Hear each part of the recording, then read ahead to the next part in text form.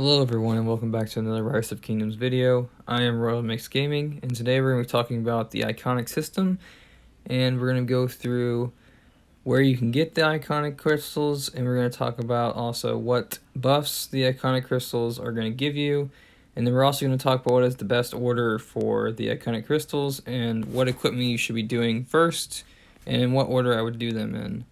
So the iconic crystals are going to buff your base troop stats that you see on your troop training centers. You're going to click on the info button, you're going to see attack, defense, and health. And depending on whether or not you have the special unit, right now I have the Elite Teutonic Knight, so I get some extra stats depending on the stats that this one gives me. I think it's extra defense, but I'm not 100% sure. But the special unit's going to give you extra stats depending on which troop type you have and the unit that you have.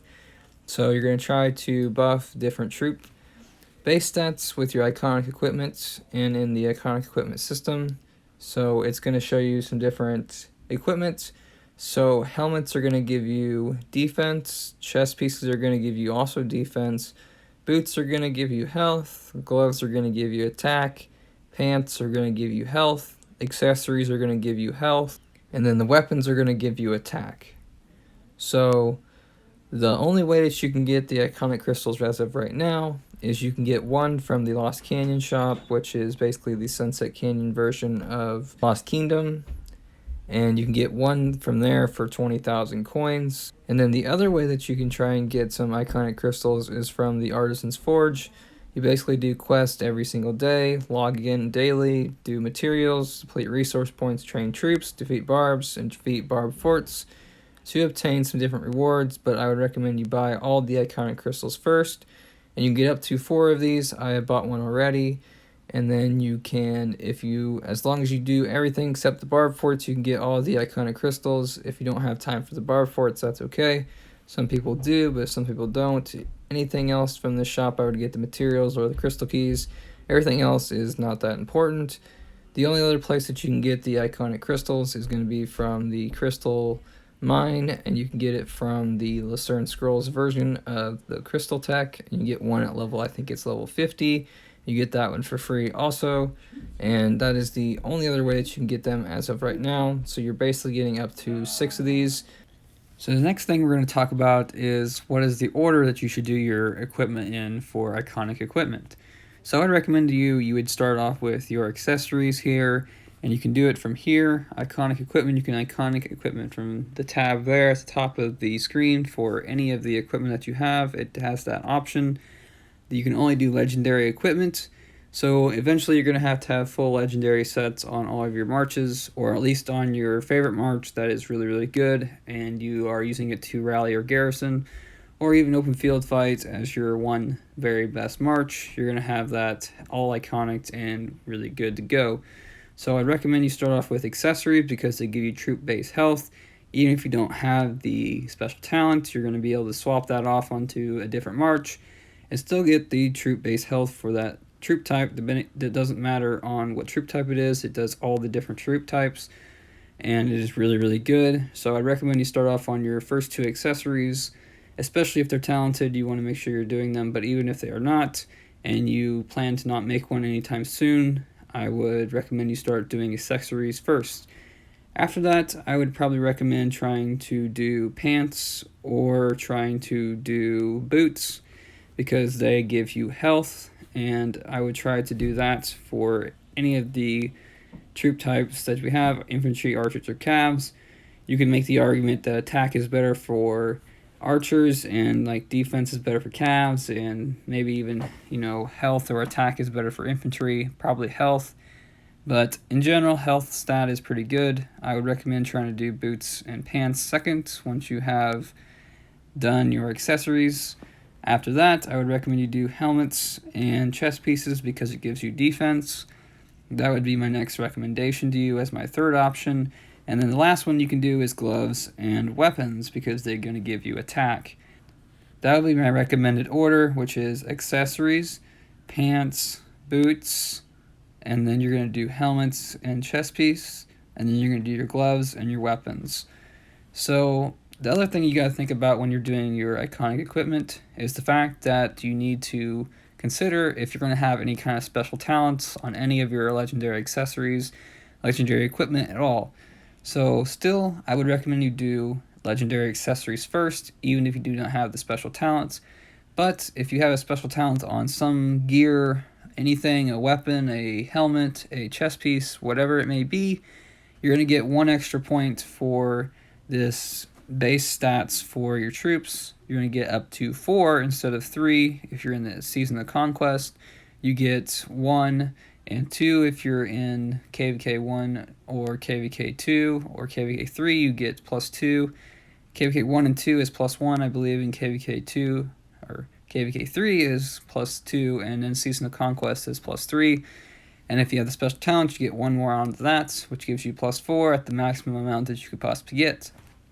So still do your accessories first, then do your special talented equipment for the troop type that you want the most. So if you're going to be rally leader, garrison captain, you're really going to have to try to talent equipment over trying to make lots more of it. Especially if you want to be the main rally leader, garrison captain, you're going to have special talented equipment that has iconic equipment on it to be the best of the best, because it's going to give you more stats overall than it is without the talents on it. So it's basically Special Talent 2.0, which is what comes to me that I don't like this system very well. They're basically adding this to make spenders have more stats even more than what we already have already, even though they give them for free. If you don't have the special talents on the legendary equipment, it's just increasing the gap between free-to-play and the, well, not necessarily free-to-play, but the average spender to the high spenders that have the talents on it. They're basically getting even more stats to be better than the regular players or mid-spenders that don't have everything special talented. And I really don't like the fact that they're just adding this for free in general. I just don't think there's any reason for them to add this unless they're trying to do something else in the future. That may be even harder for us to close any kind of gap. So in general, I'm not too happy about it because it's really not helping anybody. It's just helping the biggest spenders because they have things talented. So they're going to get even more stats overall than everybody else. So I just don't think it's very good in general to try and widen a gap. Even though you give everybody the free stuff, it's not really any sense to it. So I don't really care for it. However, it's in game right now, so that would be my recommended order to you. I told you guys what the iconic equipment system is buffing. I told you where you can get the iconic crystals, and then I told you my favorite order to do your iconic equipment in, which is accessories, boots, pants, chest piece, helmets, gloves, and then weapons. And just real quick before we end this video, I'm going to go ahead and iconic this just so you see how it works. You see I have 1 iconic crystal, and we're going to cost 20 million gold, and I'm going to get troop base health +3. I don't plan to make any other accessories right now. I plan to buy the archer or cav, probably the cav skin for this account, and get the 10% health, 10% defense skin. So I don't plan to make any accessories right now, and troop base health for this is pretty good because I can swap it on to anybody. That is why I'm doing it first. So here we go. I'm going to iconic this for 20 million gold, and boom, it is iconic. So it's got +3 troop base health, and when you have it on your equipment, it looks kind of like this. It's going to have some kind of like shiny new kind of look to it. And even when you tab back, it's going to highlight it that you have it iconic and kind of flash and flicker on your screen so you know you have that piece of equipment iconic over other equipment that is not iconic.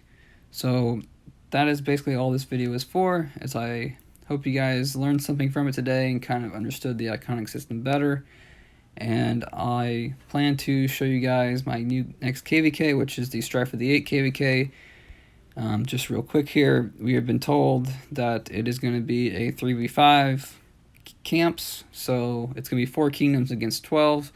I have not really looked into every kingdom that is in this KVK, but there are a lot of kingdoms in this KVK. But I do know that we are allied with supposedly Water and the Greenwood camp, which I think Water is 1175, 1833, and 1918 I think is Greenwood, but I don't want to mistakenly say that, and it's not. But we are 2060, and so I believe this in the top left corner is going to be the most bottom zone, the bottom right corner, and the middle right zone is the allies, and then the other 5 are against us. For now, that is what has been decided. Things can change. They have changed before, and KVK is similar to this. So thank you guys for looking into this video. Hope you guys learned something, and keep tuned in for my next KVK. So thank you guys for watching this video, and I'll see you on the next one.